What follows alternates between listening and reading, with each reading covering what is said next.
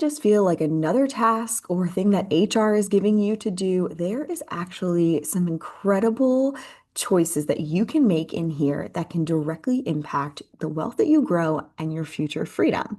Now, I want to take some time today on this episode of the Wealth Cafe and dive into a couple things that you can do to really set you up for success, not only in 2026, but well into the future. This is not going to be another benefits 101 question. So if you are looking for something like that, this isn't the episode for you. We are going to be talking more on the wealth building side of things. Now, if you are an executive and you have made it this far into your career, you are sitting here in an incredible position. And not only do you have a great career, but I'm sure you also have people that are counting on you at home, whether they are little humans that need health coverage or a spouse, you have other people to think about. And so that is why this time is really important to actually set aside and say, you know what, I'm going to take 30 minutes, 45 minutes and set myself up prior to open enrollment season. Yes, we're going to talk a little bit about healthcare options, but I really also want to focus on the other benefits that you are offered that your employer may be offering for you to look at during this season. So let's dive right into it. And if you have any questions as things are coming up, please don't hesitate to reach out, leave things in the comments because this can be a stressful time. So know that you are not alone in this. But I want you to also start by reframing this, okay? Rather than this being a stressful time where you're trying to pick the exact right thing, I want you to look at this as a time of opportunity. I want you to see this as a way to set yourself up for not only 2026 or whatever year you're watching for this video, but also for your wealth into the future, right? We can plan for tomorrow, but we also want to take a longer term approach. Now, let's first start by taking a look at health insurance plans. And this is going to feed into our second topic here. Now, with health insurance plans, a lot of people just default and they end up picking the highest option because we get frazzled and we just select something. I want you to pause. I want you to pause and I want you to take a second and do two things. Number one, review the coverage that you and your family actually used over the past year.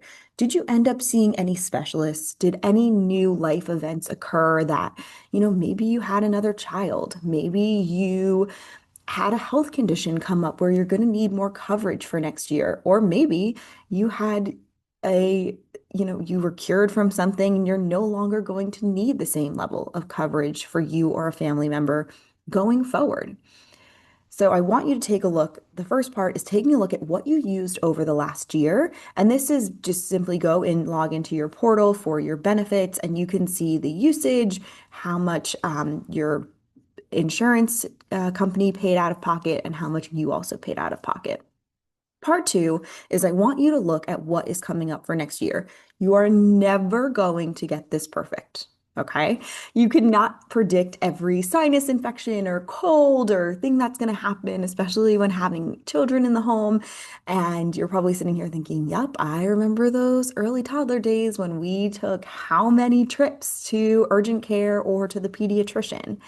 And what I want you to really look at is, do you have any major life events coming up next year? Maybe you're having another child next year, so you want to increase the amount of coverage you have because you know you're going to have a lot of medical expenses. Maybe, unfortunately, you were diagnosed with something that you need to get continued coverage for next year. So you're sitting here saying, you know what, I want to increase my health benefits to make sure these things are covered. One of the greatest tools I think that also a lot of healthcare companies have rolled out now is that you can type in the different medications that you use and also the different doctors that you see or plan to see next year to see what's covered and to see who is within your network. As you're going through this, you may decide to go with a high deductible health plan. So if you go for the high deductible health plan, this opens you up for our second point that we're going to cover here, which is an HSA.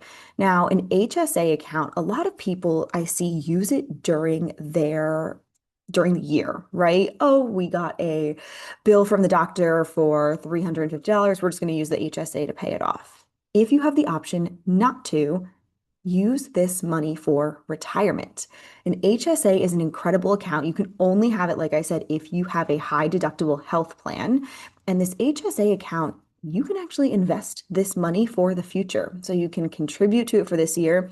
And at the end of the year, you don't have to use up all of this money in rush. And Amazon always has that list of things that are approved for HSA and FSA dollars. You don't have to run and use that money.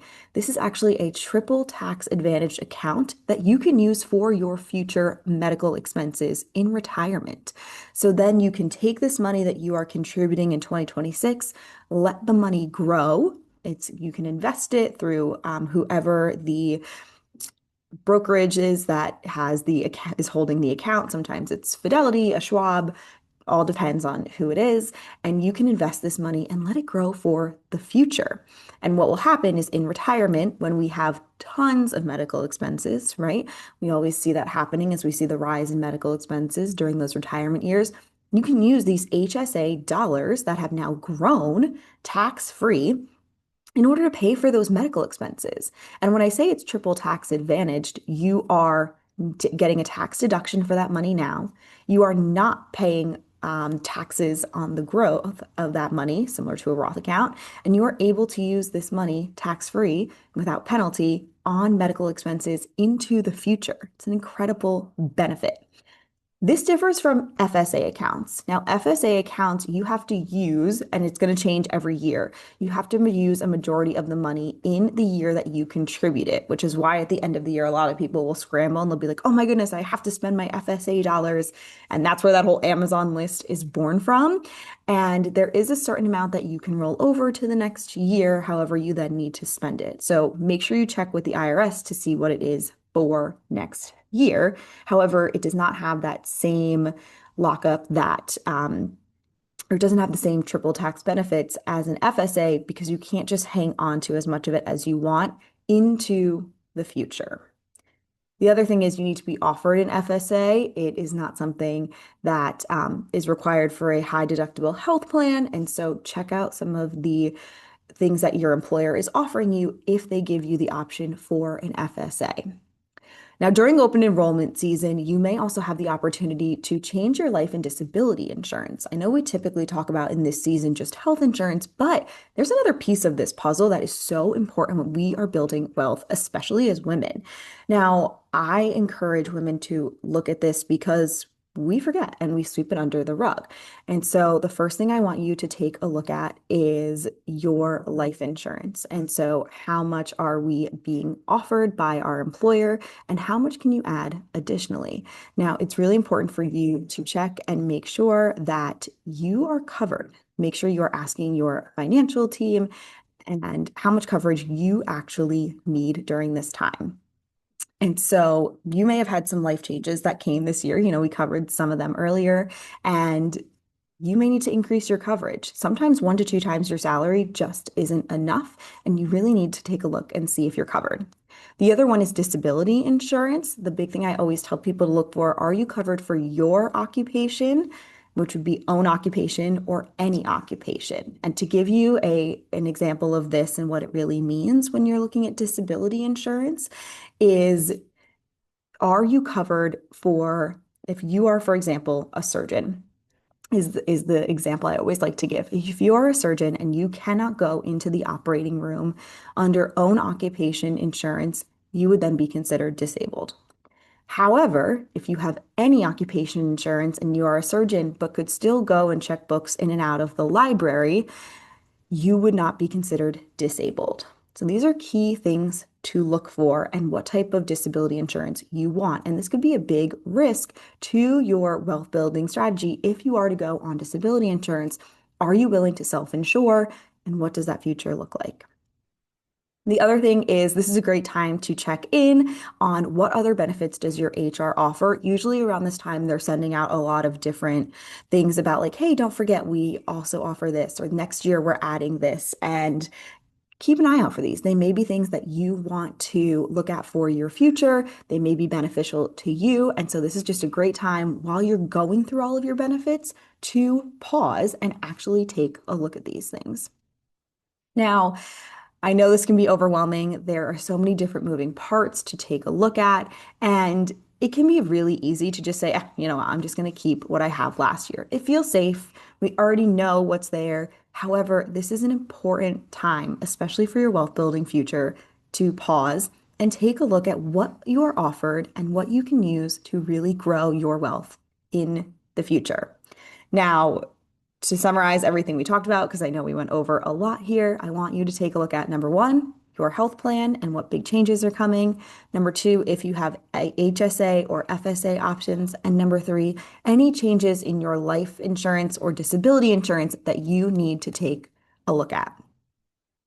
Now, pause, give yourself some time to do this, set some time on your calendar, whatever way works for you. And just remember that open enrollment, it's more than paperwork. This is a chance for you to align your healthcare and your life insurance and your disability insurance and give yourself the choices that really open you up to build wealth. I encourage you to continue to follow along for our other videos. We'll be covering a lot more of this during Financial Planning Month, which is October. I know, everyone's favorite holiday. And I look forward to seeing you on the next episode of The Wealth Cafe.